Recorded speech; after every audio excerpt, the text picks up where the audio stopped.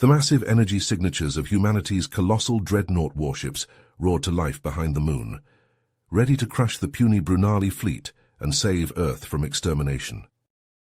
The invasion was going flawlessly.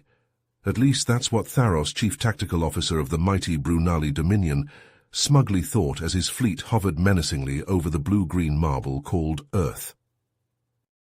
How could these primitive apes threaten us? Tharos snorted, his scaled brow furrowed in a mix of disgust and amusement as he paced the bridge of his flagship.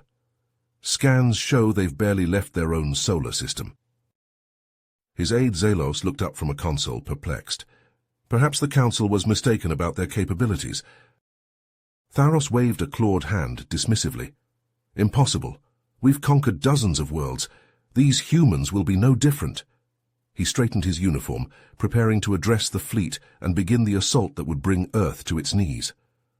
Target their cities. We'll have this dirtball subjugated within a day. But as Tharos reached for the comms, alarms suddenly screamed to life throughout the ship. Zelos's eyes widened in shock as he stared at his display. Massive energy signatures near their moon. Something is coming out from behind it. The blood drained from Tharos's face as he spun to the view screen. A colossal human warship, easily dwarfing his flagship, emerged from the moon's shadow. More dreadnoughts followed, an entire armada bristling with weapons that made the Brunali fleet look like toys. The bridge erupted into panicked shouts as the human ships poured out, quickly surrounding the invasion force. Tharos slumped in his chair, realizing his fatal mistake. He had horribly underestimated humanity, and now it would be his species' turn to tremble in fear before the fury of Earth's ancient war fleets, determined to fight to the last to defend their home. A deafening silence fell over the bridge of the Brunali flagship as Admiral Mitchell's words sank in. Tharos stared at the view screen, his mouth agape, struggling to process the magnitude of his miscalculation. Zelos, equally stunned, turned to his commander. "Sir, but what do we do now?" he asked, his voice barely above a whisper. Tharos didn't respond immediately. His mind raced, trying to find a way out of this predicament. But the cold, hard truth was staring him in the face. The Brunali fleet was hopelessly outmatched. Tharos began, then paused, the words sticking in his throat. "We have no choice. We must stand down." Zelos's eyes widened in disbelief.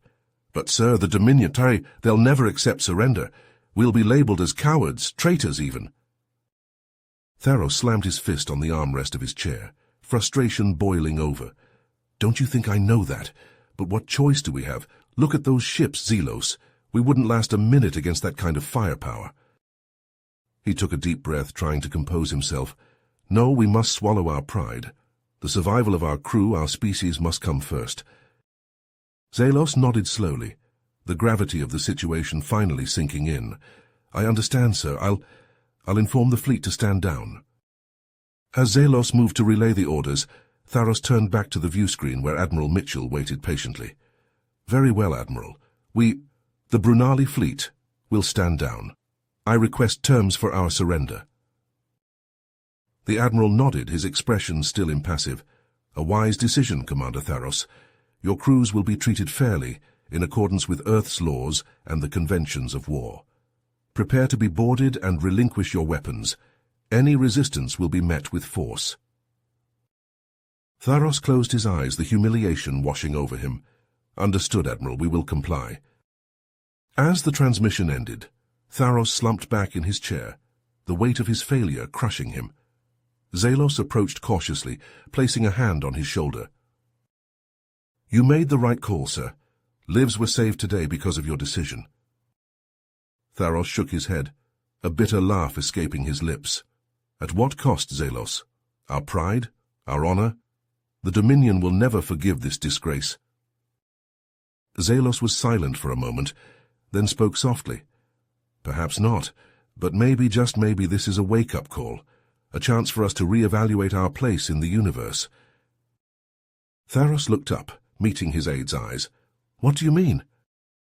"We thought we were invincible, sir, that no one could stand against us. But the humans, they've shown us that there are still forces out there that we don't understand, that we've underestimated. Tharos nodded slowly, the realization dawning on him. You're right, Zalos, we've grown complacent, arrogant even, and it nearly led to our destruction. He stood up, straightening his uniform. When we return home, there will be much to discuss. The Dominion must change, adapt, if we are to survive in this new reality. Zalos smiled, a glimmer of hope in his eyes. And perhaps, sir, this could be the beginning of a new era, one of cooperation rather than conquest. Tharos returned the smile, placing a hand on his aide's shoulder. Perhaps, my friend, perhaps, but first we must face the consequences of our actions here today. As the first human boarding parties began to arrive, Tharos and Zalos exchanged a look of understanding. The road ahead would be difficult, but maybe, just maybe, this defeat could lead to a brighter future for both their species. Tharos slammed his fist on the armrest, his scales bristling with indignation. If your fleet is as powerful as you claim, why reveal yourselves now? He demanded, his voice rising with each word. Why not conquer the galaxy for yourselves? Admiral Mitchell shook his head, his expression one of calm resolve. Conquest has never been our goal, Tharos. We have no desire to subjugate others as your empire does. Our only aim is to protect our own and maintain the peace. The human paused, letting his words sink in before adding, But do not mistake our restraint for weakness. We have the capability to end this conflict right here, right now. The question is, are you willing to risk everything on the assumption that we won't? Tharos hesitated, his claws digging into the armrest as he weighed his options. Zalos leaned in close, his voice urgent. Sir, we should retreat. We don't know the full extent of their capabilities. Engaging them now could be catastrophic. The Brunali commander clenched his fists, his pride warring with the undeniable reality of the situation. Every instinct told him to fight, to crush these upstart humans and show them the true might of the Brunali Empire. But the cold, calculating part of his mind knew that Zalos was right. They were outmatched, outgunned, and outmaneuvered.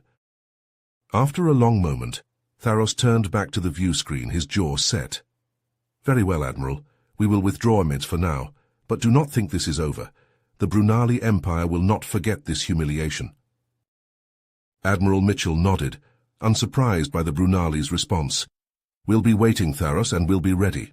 Earth does not seek war, but we will not run from it either. Remember that. As the transmission ended, Tharos slumped back in his chair, his mind racing with the implications of this encounter. Zalos approached cautiously, his voice tentative. What do we do now, sir? The Council will not be pleased when they learn of this. Tharos was silent for a long moment, his claws tapping against the armrest as he contemplated their next move. Finally he spoke, his voice low and determined.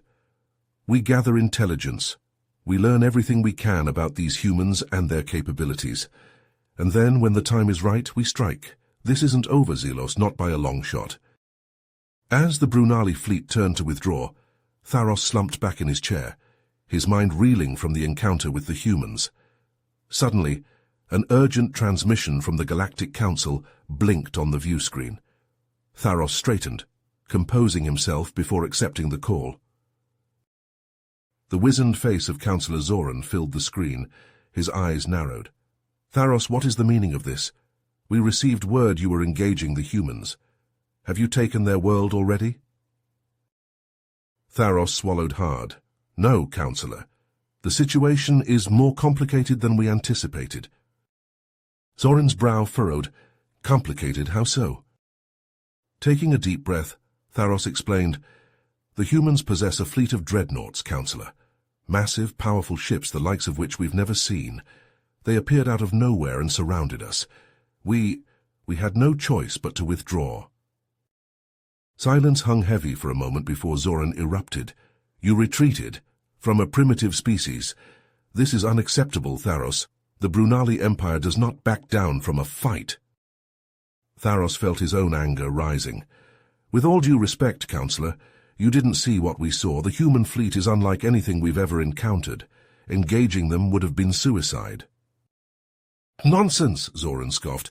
You underestimate the might of our empire. Shaking his head, Tharos countered, No, Counselor. I believe we have all underestimated the humans. They are not the primitives we thought they were. They have been preparing for this, biding their time. And now I fear we may have awakened a sleeping giant. Zoran went quiet, considering Tharos' words. Finally he spoke. Very well, Tharos. Return to Brunali space. The Council will convene to discuss this matter further. But mark my words, this is not the end.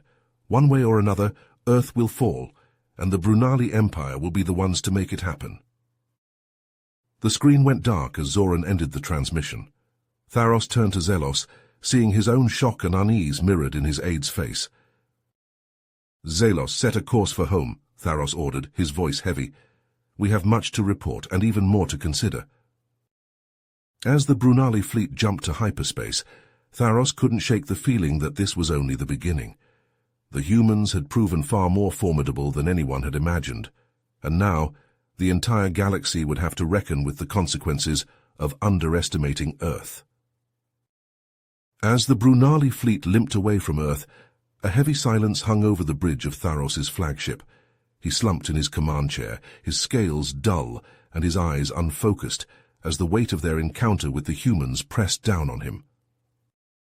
Zelos approached cautiously, his own face drawn and tired. Sir, But before he could continue, a chime from the comms panel interrupted him. Tharos's head snapped up, his eyes narrowing, as he saw the source of the transmission was unknown. With a wave of his clawed hand, he accepted the communication. To their shock, the stern visage of Admiral Mitchell filled the view screen once more. Admiral, Tharos said, trying to keep his voice steady, I thought we'd concluded our business. Mitchell leaned forward, his expression unreadable. Not quite, Tharos. There's something you need to know, the real reason we revealed ourselves now. Despite himself, Tharos felt a flicker of curiosity. And what reason is that, Admiral? The human's eyes bored into him. Because you're not the only ones interested in Earth. We've been monitoring transmissions from across the galaxy. The Brunali Empire isn't the only one with designs on our world. Zelos stepped forward, alarm etched on his face. What do you mean? Who else is coming? Mitchell's face grew grim. The Zindari. They've been watching, waiting for the right moment to strike, and thanks to your little incursion, they now believe Earth is vulnerable. Tharos felt a chill run through his veins. The Zindari were the stuff of nightmares, even among the Brunali, a species so ruthless and technologically advanced that they were spoken of only in hushed whispers.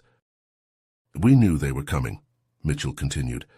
That's why we had to act now. The Dreadnoughts you saw, they're our last line of defense, and thanks to you, we've had to show our hand. Tharos's mind reeled as he struggled to process this new information. So what now, he managed. What do you expect us to do? The Admiral was silent for a long moment. Then, nothing. We'll handle the Zindari. But know this. If we fall, if Earth is conquered, it's on your head, Tharos, because you couldn't leave well enough alone. With that, the transmission abruptly ended, leaving Tharos and Zelos in stunned silence. The weight of the Admiral's words hung in the air between them. Finally, Zelos spoke, his voice hollow.